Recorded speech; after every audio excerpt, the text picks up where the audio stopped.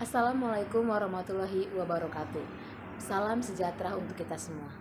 Perkenalkan, kami dari kelompok 8 akan mempresentasikan implementasi dari tugas besar mata kuliah struktur data yang berjudul Program Menghitung Data Nilai Mahasiswa yang menggunakan array satu dimensi yang ditujukan kepada Ibu dosen Haria Gusdevi. Sebelum itu, izinkan saya memperkenalkan anggota-anggota kelompok 8 yang beranggotakan 5 orang. Yang pertama ada Andi Falwana, yang kedua ada Febrina Konita, yang ketiga ada Maulana Kilasetra, yang keempat ada Putri Valentina Bakara, dan yang terakhir ada Patricia Wunawaran, saya sendiri. Baik, sekarang kita masuk ke tahapan membuat program coding. Untuk tahap pertama yaitu deklarasi fungsi input dan tampilan awal yang akan dibawakan oleh Putri Bakara. Kepada Putri, waktu dan kesempatan saya berikan. Baiklah, di sini saya akan menjelaskan 3 poin, yaitu pendeklarasian, fungsi, input, dan tampilan awal. 1. Pendeklarasian. Pada tahap ini kita akan mendeklarasikan beberapa variabel yang akan kita gunakan dalam program ini, seperti pendeklarasian variabel nilai tugas, nilai UTS, nilai UAS, nilai akhir dengan tipe data double menggunakan array satu dimensi dengan batas 100. Kemudian pendeklarasian NIM dengan tipe data string menggunakan array satu dimensi dengan batas 100. Kemudian pendeklarasian variabel grade dengan tipe data char menggunakan array satu dimensi dengan batas 100. Kemudian kita juga akan mendeklarasikan variabel mahasiswa dan variabel i menggunakan tipe data integer. Kemudian kita juga akan mendeklarasikan variabel dosen mata kuliah kelas menggunakan tipe data string. Yang selanjutnya yaitu fungsi input. Di sini kita akan menggunakan scanner input, di mana berguna untuk membantu user atau pengguna untuk bisa menginputkan pilihan. Yang selanjutnya itu tampilan awal. Tampilan awal adalah tampilan yang akan pertama kali kita lihat ketika program dijalankan. Ketika program dijalankan, maka yang akan pertama kali tampil yaitu program menghitung data nilai mahasiswa menggunakan array satu dimensi. Cukup sekian, terima kasih. Baik, terima kasih Putri untuk penjelasannya. Sekarang kita masuk ke tahap 2 yaitu input data user dan nilai mahasiswa yang akan dibawakan oleh Andi Falwana. Kepada Andi, waktu dan tempat saya persilakan. Ya, terima kasih moderator atas waktunya. Saya akan menjelaskan tentang tahap 2 dari program kami, yaitu tentang input data user dan input data nilai mahasiswa. Langkah yang pertama yaitu input data user atau input dari data dari dosennya. Mulai dari input nama dosennya dengan dosen, diisi dengan input.nextLine, kemudian input mata kuliahnya dengan matkul diisi input.nextLine. Yang ketiga yaitu masukkan kelasnya dengan kelas sama dengan input.nextLine. Kemudian garis baru, kemudian dengan print line dari judulnya yaitu input data nilai mahasiswa. Kemudian garis baru lagi. Kemudian input jumlah mahasiswanya dengan J mahasiswa diisi dengan input.nextInteger. Langkah yang kedua yaitu deklarasi array mahasiswanya dengan string index mahasiswa diisi dengan new string index J mahasiswa. Langkah yang ketiga yaitu input data nilai mahasiswanya dengan melakukan perulangan for i sama dengan 0 dan i kurang dari mahasiswa.length, maka i diinkremenkan input.nextLine. Kemudian input nama mahasiswanya dengan nama mahasiswa plus i plus 1 plus sama dengan mahasiswa indeks i diisi dengan input.nextLine. Kemudian input NIM-nya dengan cara NIM indeks i diisi dengan input.nextLine. Kemudian input nilai tugasnya dengan n tugas indeks i diisi dengan input.nextDouble. Kemudian input nilai UTS dengan n UTS indeks i diisi dengan input.nextDouble. Yang terakhir input nilai UAS dengan n UAS indeks i diisi dengan input.nextDouble. Kemudian ada variasi yaitu sama dengan. Sekian dari saya kembalikan ke moderator. Oke Andi, terima kasih. Kita lanjutkan ke tahap 3, yaitu menghitung nilai akhir dan grade yang akan dibawakan oleh Maulana Kila. Kepada Kila, waktu dan tempat saya berikan. Baik, terima kasih kepada moderator. Saya ambil alih. Tahap ketiga ini membahas perhitungan nilai akhir dan grade. Array nilai akhir ini akan menghitung data dari array nilai tugas, nilai UTS, dan nilai UAS. Dimasukkan oleh user pada tahap 2. Cara program ini menghitung nilai akhirnya yaitu array akhir adalah jumlah dari array tugas dikasih dengan 0,25 ditambah array UTS dikali dengan 0,35 ditambah array UAS dikali dengan 0,4. Setelah mendapatkan nilai akhir, program lalu menghitung nilai grade dengan logika if, yaitu jika nilai akhir lebih dari sama dengan 85 dan kurang dari sama dengan 100, maka pendapat grade A. Jika nilai akhir kurang dari 85 dan jika nilai lebih dari 75 mendapatkan grade B. Jika nilai akhir kurang dari 75 dan lebih dari 65 mendapatkan grade C. Jika lebih dari 50 mendapatkan nilai D. Jika selain itu mendapatkan nilai E. Nilai grade ini akan masukkan ke array grade. Oke. Saya kembalikan ke moderator. Terima kasih. Baik, terima kasih Kila. Nah, kita lanjutkan ke tahap 4, yaitu menampilkan data yang akan dibawakan oleh saya sendiri. Baik, untuk tahap keempat ini, setelah user memasukkan data dan program menghitung nilai akhir, langkah selanjutnya, program akan menampilkan data tersebut. Dengan fungsi print, program akan menampilkan output berupa table yang di dalamnya berisi data jumlah mahasiswa, array mahasiswa, N tugas, N UTS, N UAS, N akhir, dan grade. Lalu program selesai. Baik, sekarang kita masuk ke tahap kelima atau tahap terakhir, yaitu demo program yang akan dibawakan oleh Febrina Konita. Untuk Feby, waktu dan tempat saya berikan. Baik, terima kasih pada moderator, saya ambil alih. Nah, tadi kan udah dijelasin ya oleh teman-teman dari kelompok 8, tahap-tahap atau isi codingan yang ada di sini. Oke. Nah, sekarang kita langsung aja ke tahap 5, yaitu tahap running programnya. Kita langsung aja di sini run file. Oke, yang pertama adalah menampilkan tampilan awal, yaitu menampilkan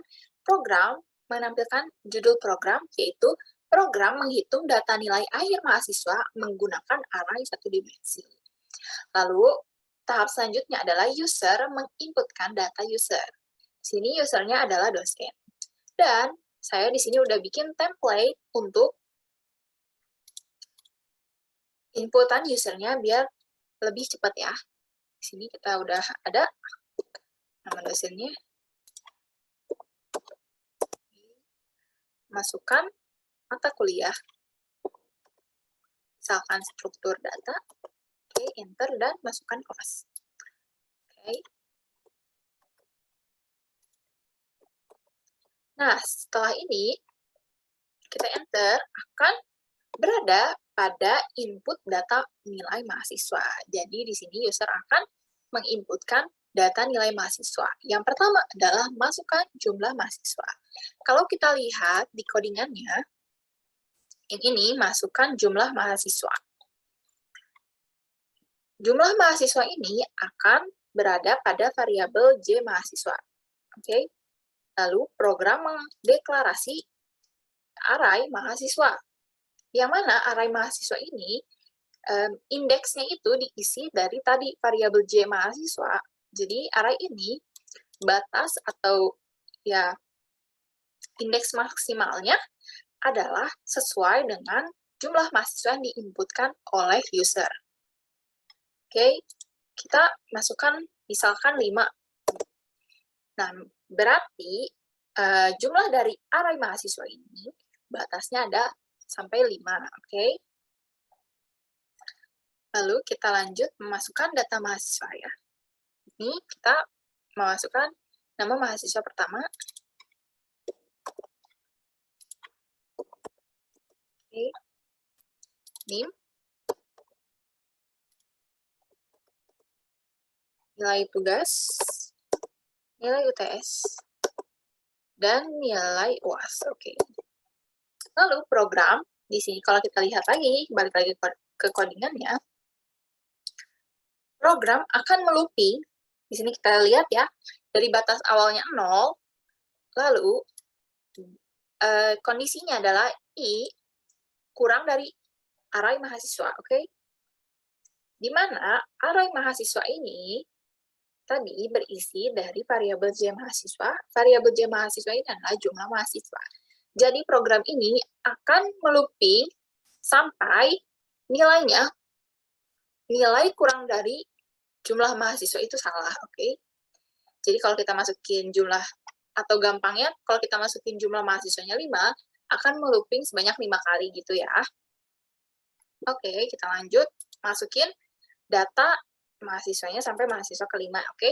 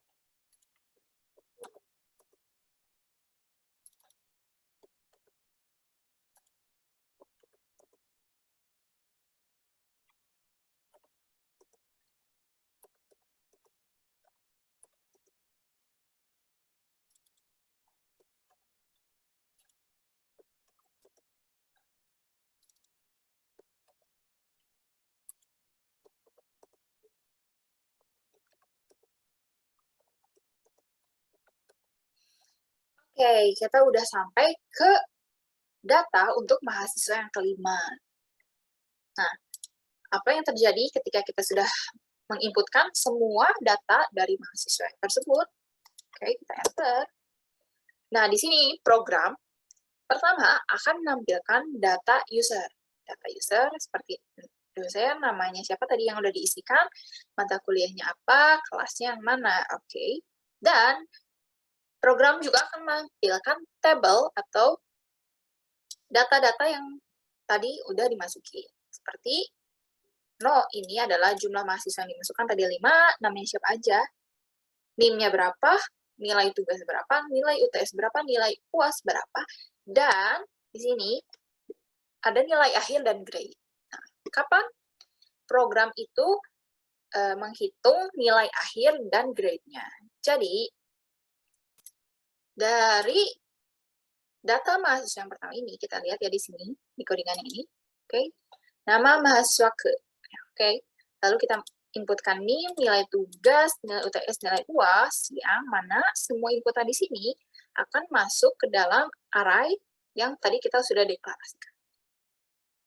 Lalu setelah program punya data nilai tugas, nilai UTS, nilai UAS, program akan menghitungnya di array nilai akhir. Array nilai akhir ini menghitung nilai tugas, nilai UTS, dan nilai UAS bisa dilihat di sini ya. Nilai tugas itu dikali dengan bobotnya 0,25, nilai UTS 0,35, nilai UAS 0,4. Oke. Lalu habis itu belum berakhir di sini. Setelah program dapat nilai akhir, program langsung akan menentukan grade-nya. Bisa dilihat di sini menentukan grade.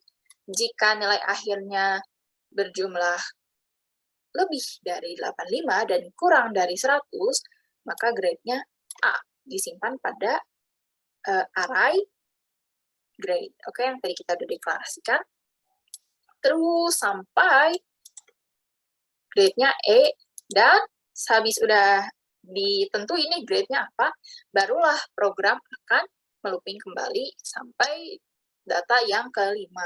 Oke, dan di sini di yang terakhir program akan menampilkan dalam bentuk tabel. Oke, di sini bisa ditampilkan langsung.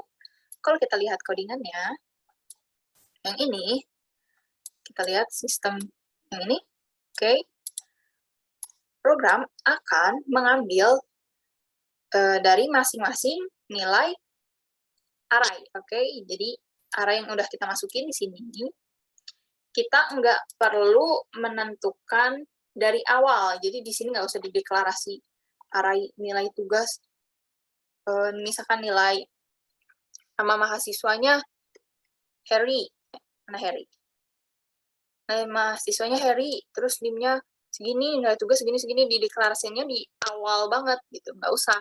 Jadi di array satu dimensi ini yang bersifat dinamis, user bisa menginputkan data sepanjang array yang udah dideklarasiin. Misalkan di sini indeksnya 100, berarti bisa memasukkan data sampai 100. Begitu. Oke, jadi programnya seperti itu. Ya. Oke, saya kembalikan ke moderator. Terima kasih. Oke Feby, terima kasih untuk penjelasannya dan juga demo programnya. Sekian presentasi implementasi dari tugas besar mata kuliah struktur data. Mohon maaf apabila banyak kesalahan. Sekian dari kami dan terima kasih. Wassalamualaikum warahmatullahi wabarakatuh.